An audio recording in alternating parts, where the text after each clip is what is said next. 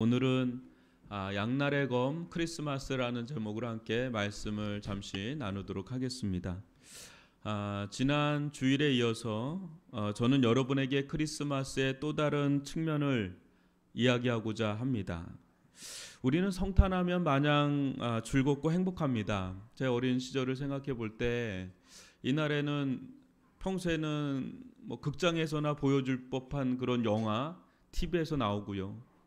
또 맛있는 것도 해주시고, 아침이면 요즘에도 그런 게 있는지 모르겠어요. 머리맡에 양말 해놓고 뭐 있나 뭐 이렇게 좀 하면서 또 굉장히 설레면서 자다 깨다 하면서 그렇게 했던 기억이 좀 있습니다. 요즘에도 그래 주세요? 요즘에 잘 안 하는 느낌이 있는데 옛날엔 진짜 산타 있는 줄 알았고요.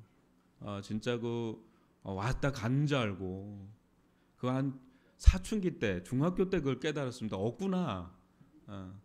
아빠, 엄마가 그거 했구나. 막 이렇게 해서 그랬던 기억이 있습니다.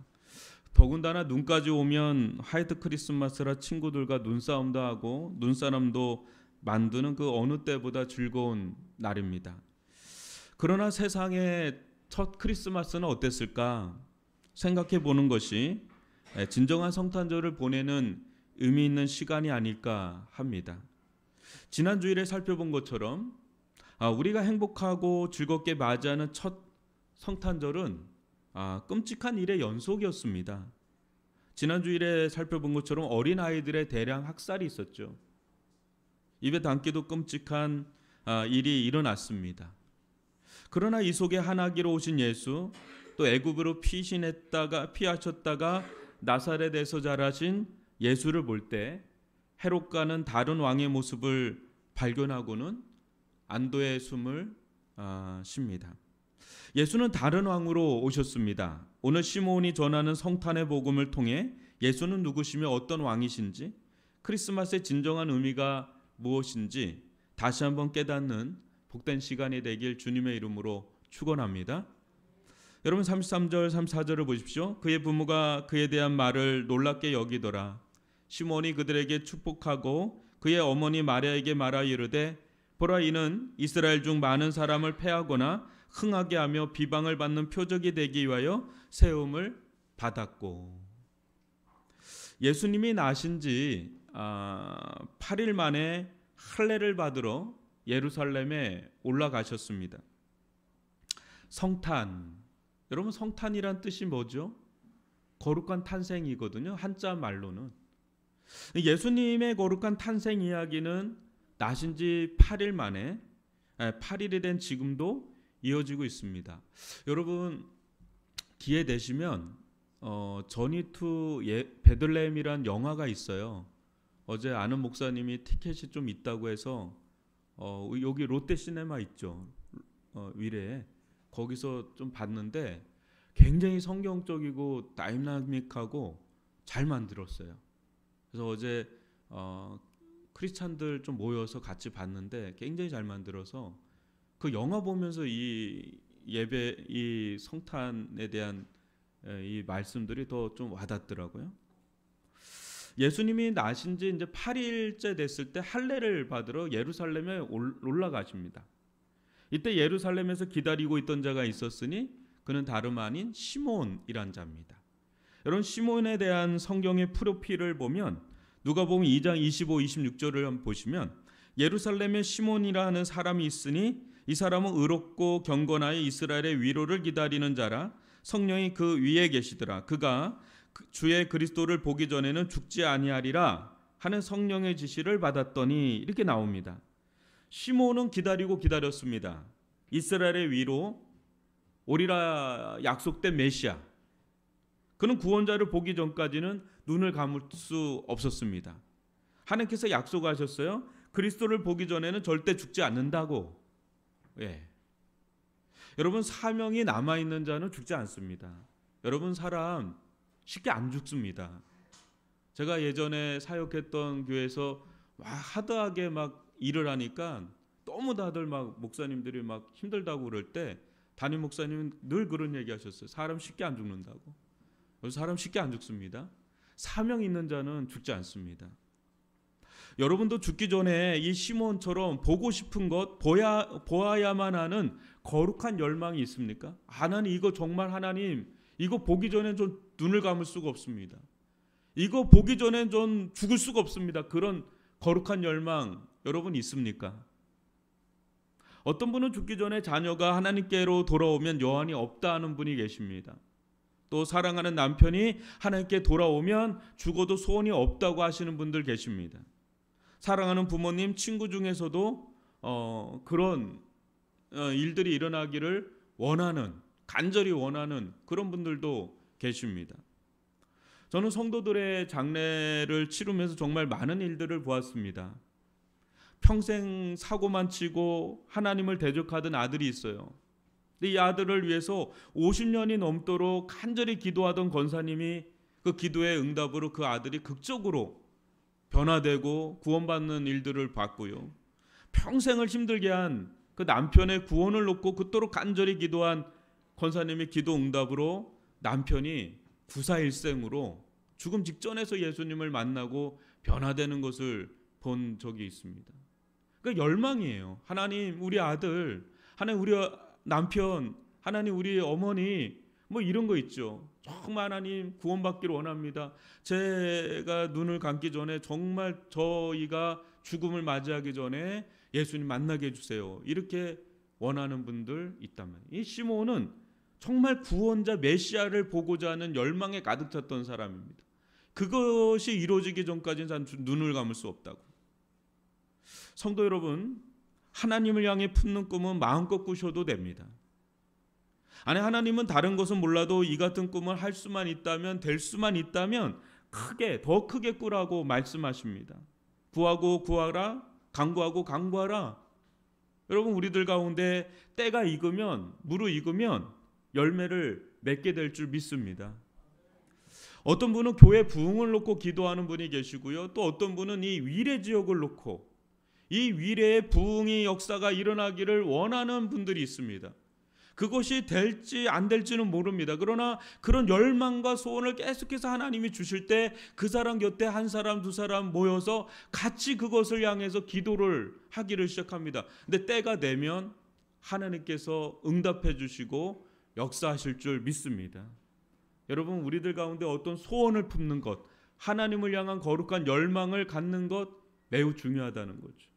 시몬이 그랬던 사람입니다. 여러분, 드디어 시몬에게 기대하고 고대한 날이 왔습니다. 27절로 32절을 한번 보세요. 성령의 감동으로 성전에 들어가매 마침 부모가 율법의 갈례대로 행하고자 하여 그 아기 예수를 데리고 오는지라.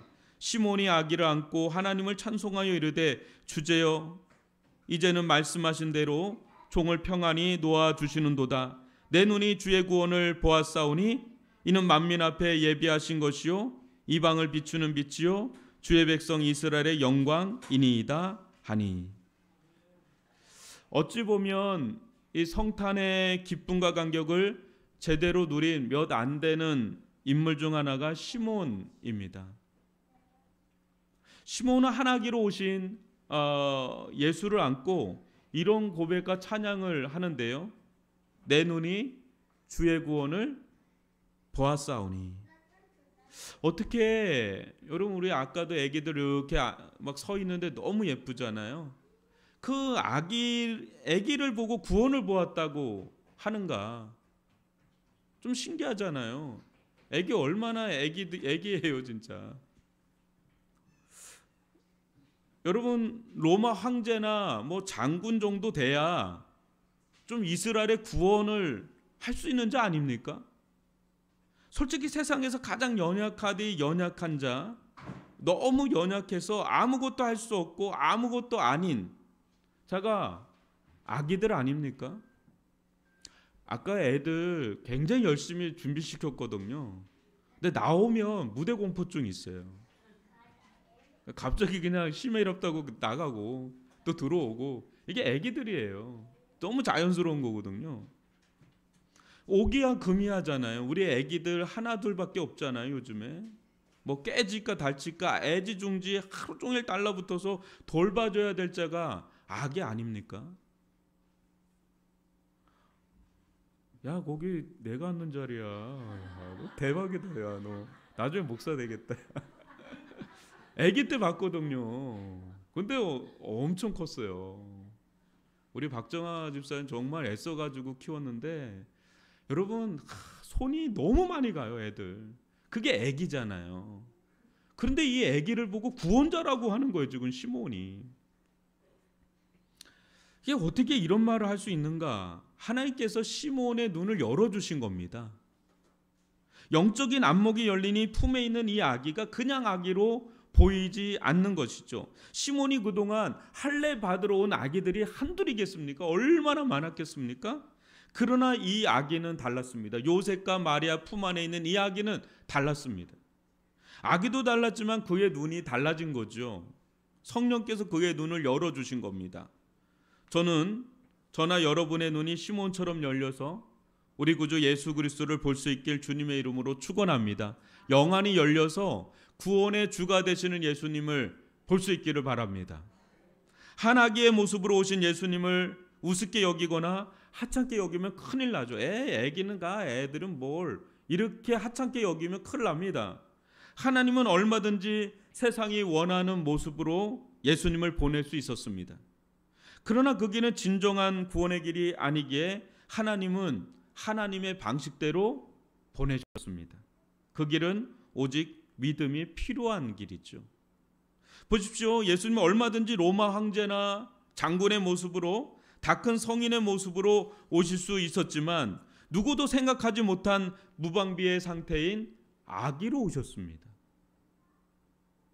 이 모습이 우리에겐 낯설고 어설퍼 보일지 모르지만 예수님은 태어나실 때도 또 죽으실 때도 하나님께 전적으로 맡긴 삶, 그런 삶을 사셨습니다. 야, 거긴 진짜 내 자리야. 한마디로 예수님은 아까 거기는 기도하는 자리인데 거긴 내 자리인데. 한마디로 예수님은 우리에게 믿음이 무엇인지를 보여주시는데요. 태어나실 때도 믿음이 뭔지를 보여주세요. 무방비의 상태인 아기, 완전 연약한 상태, 하나님이 지켜주시지 않으면 그 생명이 촉각을 다룰 수밖에 없는 상태, 십자가에 죽으시는 그 상태도 완전 무방비의 상태. 믿음은 뭡니까 여러분? 하나님께 전적으로 의탁하는, 완전히 의탁하는, 전폭으로 의지하는 행동이 믿음이죠. 믿음은 우리가 할 수 있는 것이 아무것도 없음을 선포하는 것입니다. 여러분, 믿음이라는 게 뭘까요? 예수님을 볼 때 믿음이 뭔지를 보게 됩니다. 아무것도 할 수 있는 게 없어요. 믿음은 오직 하나님만이 하십니다라는 고백이고 선언입니다. 예수님은 아기로 오셔서 그걸 보여주는 거예요. 믿음이란 이런 거다라는. 하나님만 바라보는 눈, 이것이 바로 믿음이에요. 영적인 안목은 믿음 없이는 생길 수 없는 눈입니다. 이상하고 신비한 눈이 영안이 아니고 믿음의 눈이 영안인 줄 믿습니다. 시몬처럼 믿음의 눈이 열리면 아기인데도 그냥 아기가 아니에요. 인류를, 이 세상을, 온 세상을 나를 구원할 구원자로 보이는 거고요. 믿음의 눈이 열리니까 지금 자기 품 안에 있는 이 핏덩어리 같은 아기가 구원자요, 만왕의 왕이요, 만주의 주요, 이방의 빛이요, 이스라엘의 영광으로 보이는 겁니다. 실로 감당할 수 없이 엄청나신 분이 로마 황제나 장군처럼 오시지 않고 아기로 오시니 충격적일 정도로 은혜로운 거죠. 왜 이 엄청난 분이, 하나님의 아들이, 이 엄청난 분이 이 아기로 오셨을까?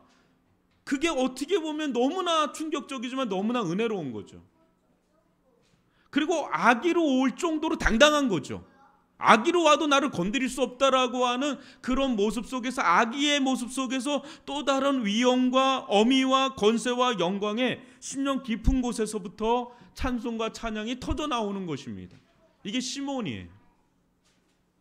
우리에게도 믿음의 눈이 열려 보이는 것을 보는 것이 아니고 보이지 않는 하나님의 손길을 볼 수 있는 눈을 덧입을 수 있기를 주님의 이름으로 축원합니다.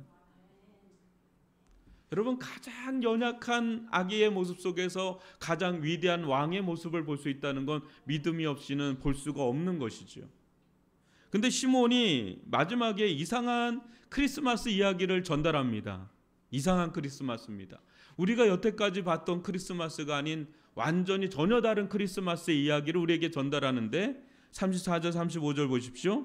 시몬이 그들에게 축복하고 그의 어머니 마리아에게 말하여 이르되 보라, 이는 이스라엘 중 많은 사람을 패하거나 흥하게 하며 비방을 받는 표적이 되기 위하여 세움을 받았고 또 칼이 내 마음을 찌르듯 하리니 이는 여러 사람의 마음의 생각을 드러내려 함이니라 하더라.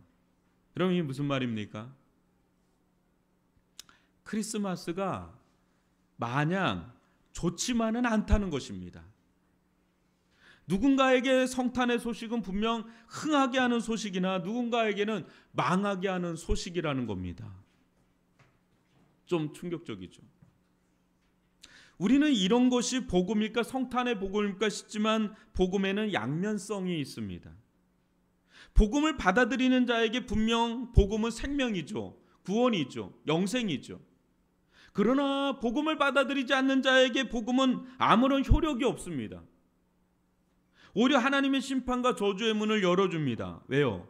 마지막 구원의 손길을 뿌리치는 꼴이기 때문에 그렇죠.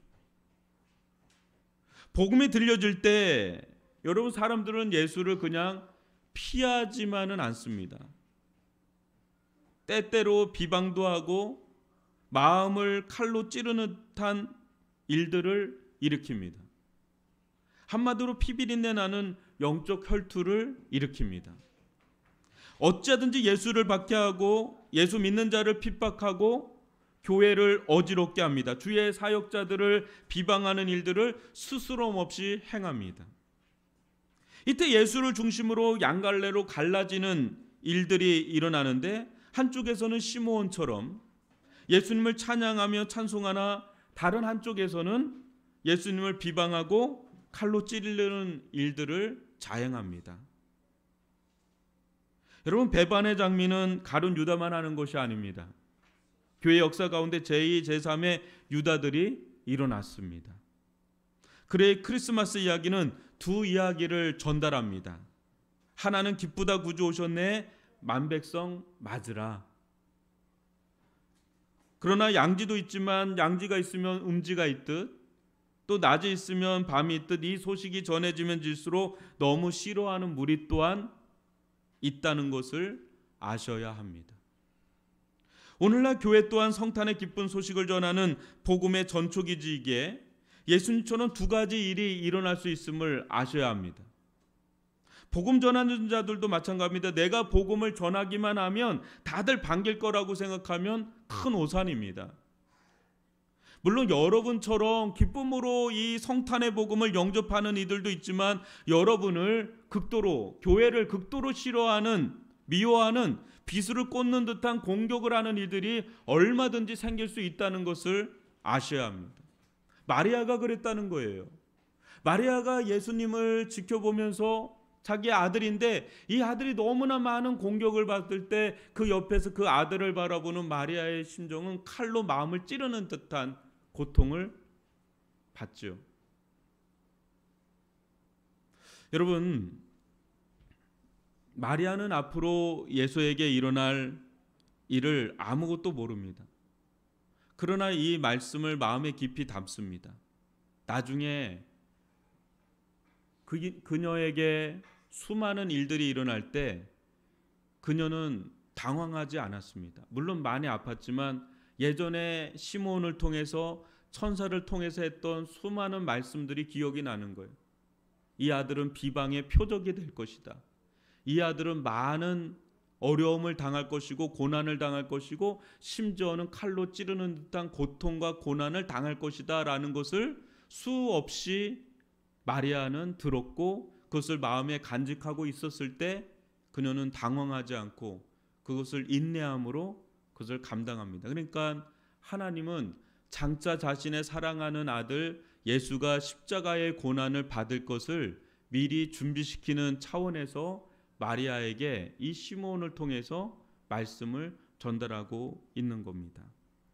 여러분, 우리들 가운데 복음을 전하면 전할수록 또 교회 가운데 이 복음의 역사가 나타나면 나타날수록 하나의 역사만 나타난다고 생각하면 큰 오산입니다. 한쪽에서는 예수를 받아들임으로 은혜를 받고 생명을 덧입고 구원을 받고 부흥하는 일들이 일어나지만 동시에 같은 자리에서 또 한쪽에서는 비방하고 또 해를 끼치는, 칼로 찌르는 듯한 그런 일들이 얼마든지 양면적으로 일어나고 있다는 것을 보여주고 있습니다. 그래서 크리스마스는 딱 두 갈래로 갈라지게 만듭니다. 한쪽에서는 흥황하게 하는 역사, 또 한쪽에서는 패하는 역사, 또 한쪽에서는 찬양하는 역사, 또 한쪽에서는 비방하는 역사, 또 한쪽에서는 세우는 역사, 또 한쪽에서는 그것을 무너뜨리는 역사.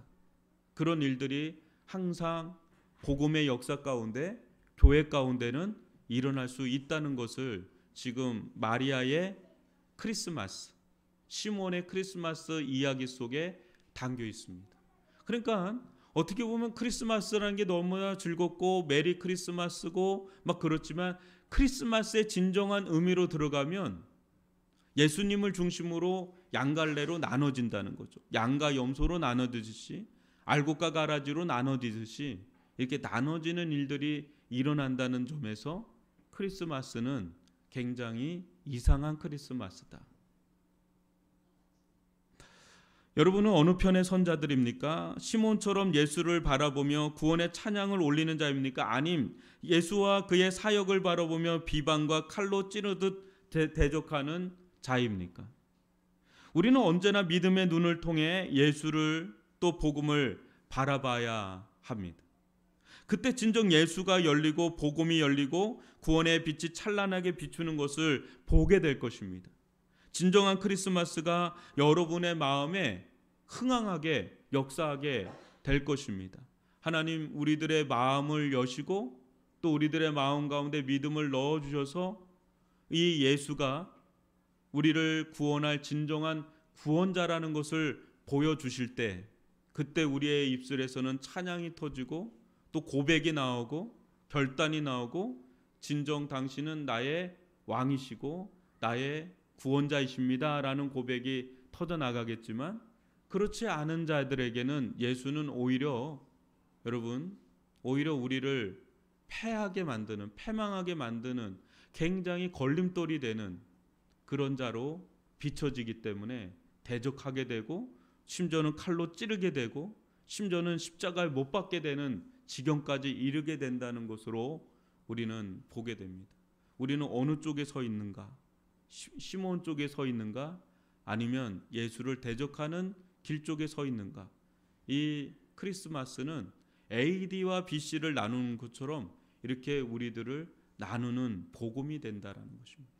저는 아무쪼록 여러분들 가운데 복음이 선명하게 드러나면 드러날수록 이런 일은 얼마든지 일어날 수 있다. 복음이 드러나면 드러날수록 어두움의 정체가 탄로가 나고 폭로가 되고 드러나게 되고, 또 비방하고 대적하는 일들이 얼마든지 일어날 수가 있고, 또 진짜 복음의 역사가 일어나는 곳에 그런 역사가 일어나지 않으면 우리의 복음이 진짜 복음인지, 우리가 믿는 예수가 진짜 예수인지를 다시 한번 고민하지 않을 수가 없는 지점이 뭐냐면, 예수 앞에서 어둠과 빛이 나뉘어서 드러난다는 거죠. 양갈래로 드러날 수밖에 없다는 거죠. 그럴 때 저나 여러분이나 시몬의 라인 쪽에 서 있는 자들로 드러날 수 있기를 주님의 이름으로 축원합니다. 예수님을 대적하거나 교회를 대적하는, 비방하는 이런 쪽에 있는 것이 아니라 빛으로 드러날 수 있기를 주님의 이름으로 축원합니다. 예수의 생명, 이 예수의 생명이 여러분들 가운데 평안을 가져다 주고 구원을 가져다 주고 위로를 가져다 주고 소망을 가져다 주기를 주님의 이름으로 축원합니다.